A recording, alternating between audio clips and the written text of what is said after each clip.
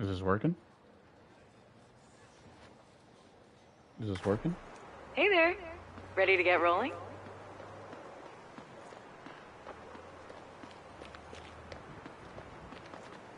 Okay. Is the audio working? Yes. Alright. What's up, everybody? Got my script here in front of me. We're doing this in one take, so... but this is my top games of 2025. Picking up the pace. Nice. Okay, I'm gonna mute that bitch. Quick warning Select before... select a player to join their party or send Dear a party God, invite. please shut up. Source of I daily should have turned stoke. all this off before. Oh, there's the menu. Settings. Audio. We can have some music for this. We're gonna turn... Okay. Yeah, just quick warning. These are games that I played in 2025. Not really came out in 2025. So some of these games have come out earlier. Some of these games have come out in 2025. It doesn't matter. These are just my top games of 2025. Games that I think you should play. Some AAA, some indie. Expedition 33 is not on this. It is a great time, but it got enough awards. So, one of my first games, Megabonk. I got it on Steam, and I genuinely did nothing but Megabonk for, like, I'd say about a week straight. I put in over 100 hours, if you check my Steam charts, in like less than a week. Like, it was a real problem. Like, if I wasn't actively sleeping, going to the bathroom, I was playing Megabonk. I've never played anything like it. It's one of those auto scroller, auto attacks, but it's 3D. It's got a ton of charm, a ton of unlockables, a ton of great characters. I love it. I can't get enough of Megabonk. Even talking about it makes me want to play it. They update it, but it's very slow, especially because it's an indie developer. I believe it got nominated for some Game of the Years, but the guy dropped out because apparently he isn't an indie developer. He like has made games in the past, but whatever. Great game. Super recommend it. Up next, Outlast Trials. I got this for free off the PlayStation Store. It was one of the PlayStation months. I've been waiting for this game for like years. I never bought it just because I always wanted to play it, but I don't know, I just never pulled the trigger. And so I got it for free. I downloaded it. And I wish to God that I got it sooner. If you don't know what it is, it's a 4-person co-op PvE. There is PvP, but nobody fucking plays that shit. And essentially you're just going through horrible scenarios with 3 other people.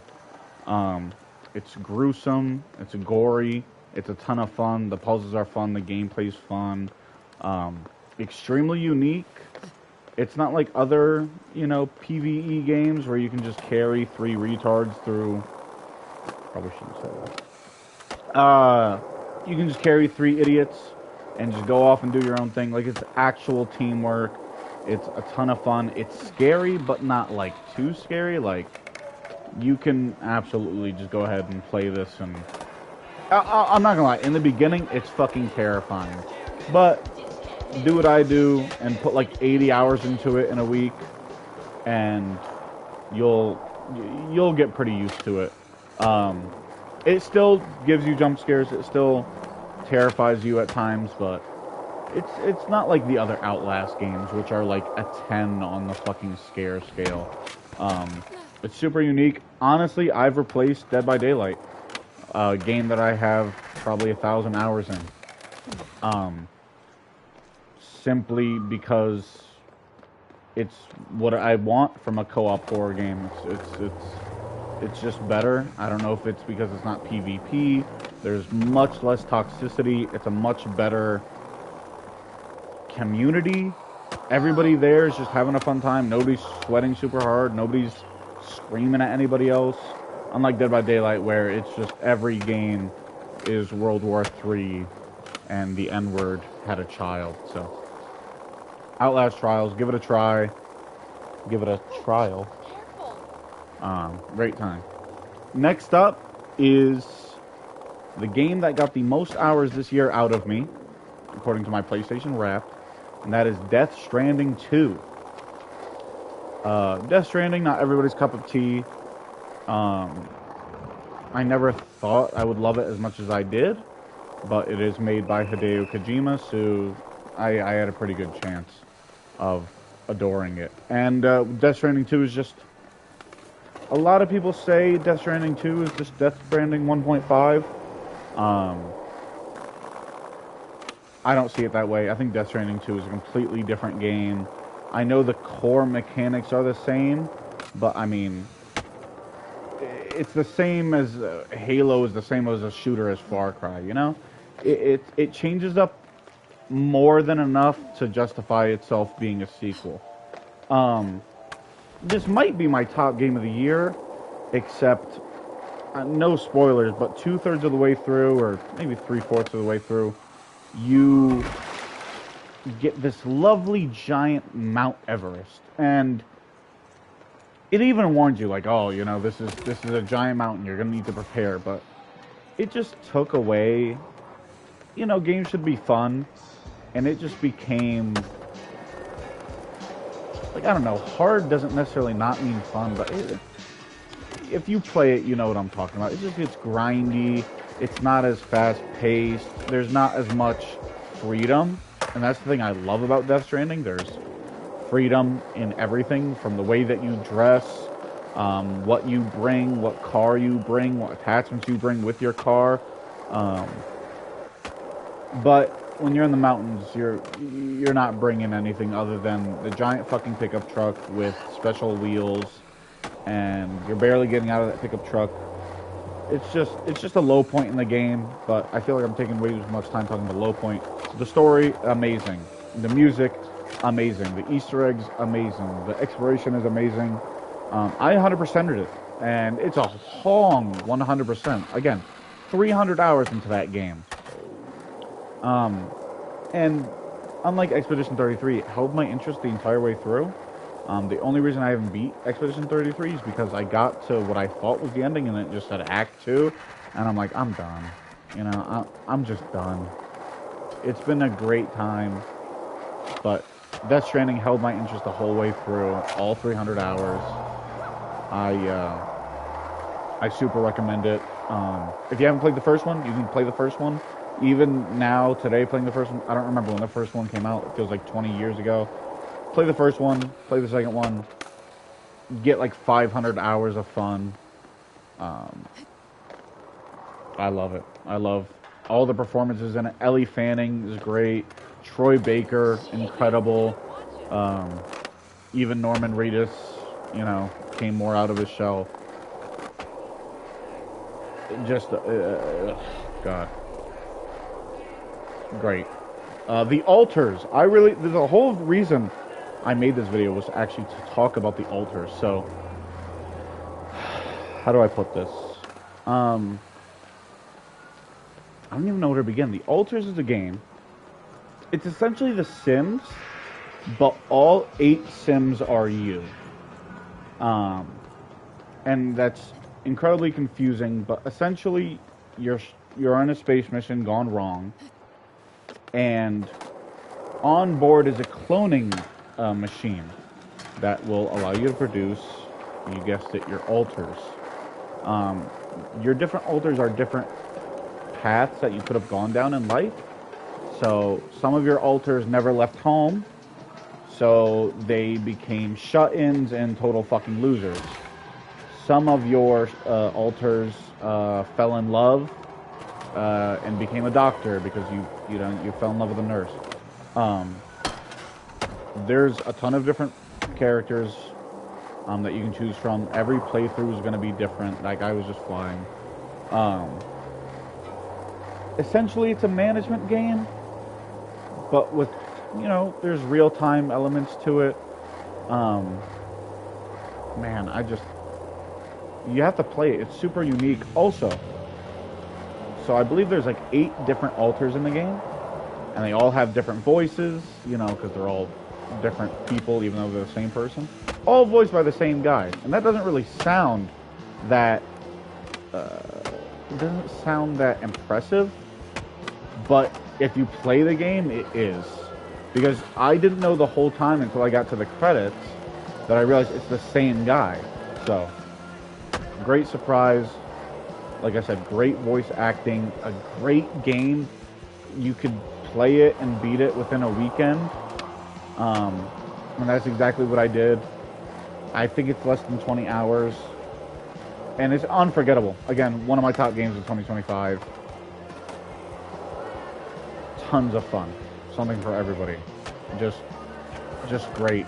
Decisions, story, choices, everything matters. Everything has weight to it. Multiple endings. Great music. Great comedy. Great seriousness. Great everything. Up next, Rematch. It's just like Rocket League. Boot it up, play it. Fun solo, fun with friends. I've been playing far too much of it. I don't want to flex, but I am finally hitting Masters.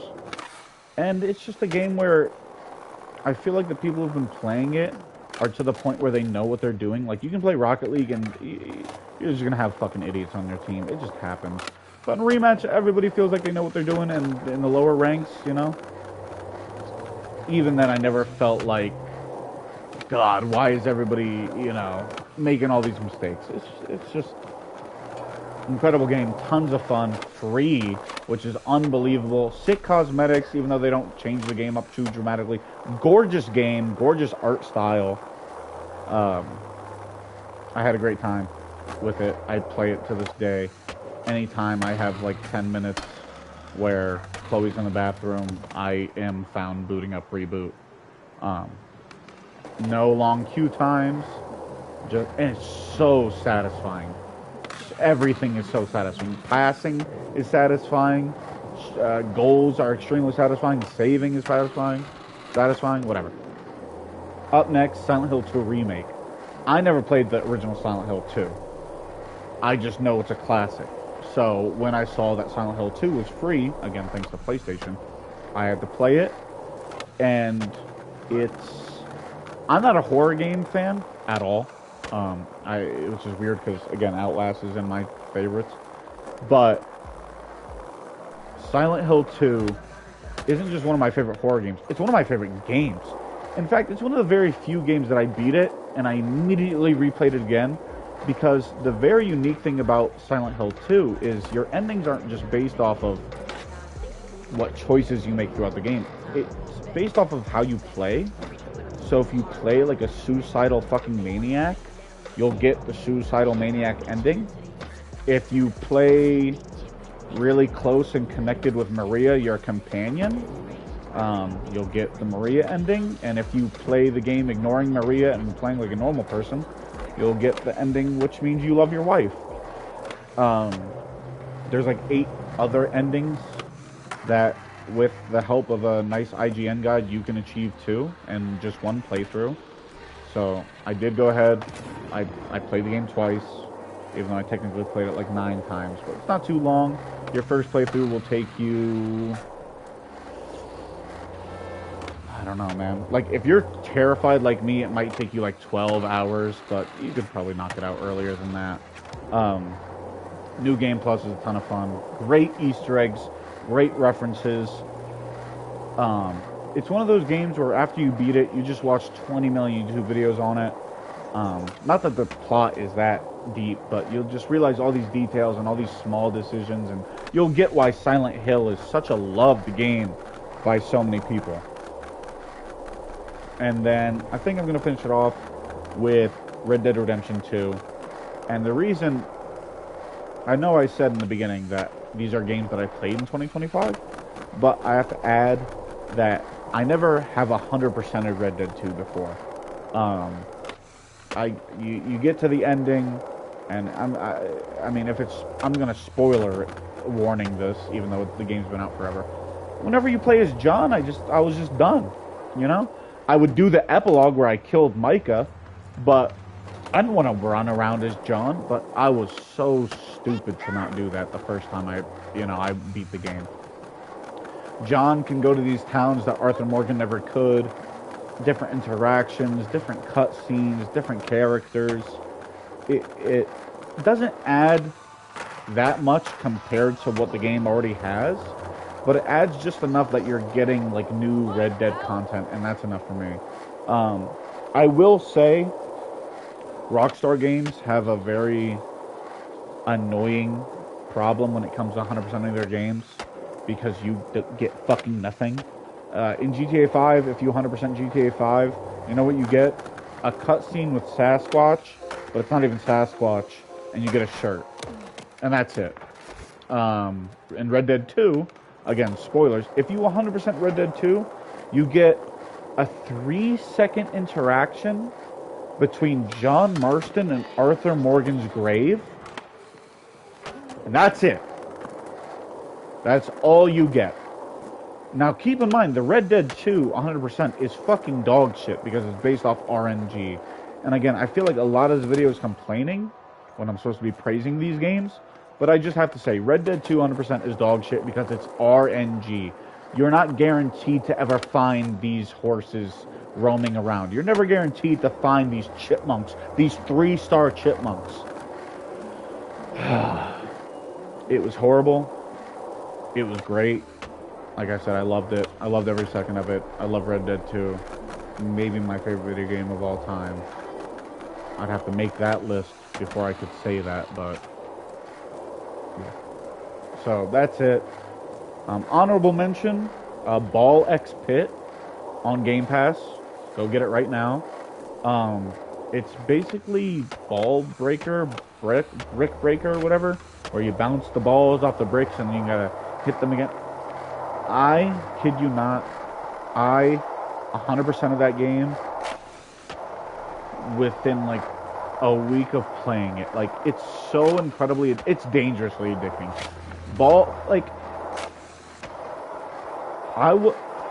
I don't know, man. There's very few games that I wake up and I just get straight back on to start playing again.